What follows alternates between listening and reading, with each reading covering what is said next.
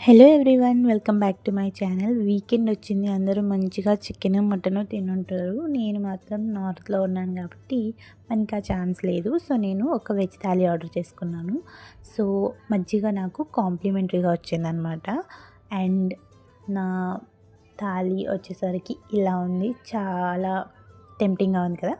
So మనకి tissue ఇంకా spoon ఇచ్చాడు. అండ్ పాపడ్ ఏం మెత్తగా లేదు, మంచిగా క్రంచీగా ఉంది.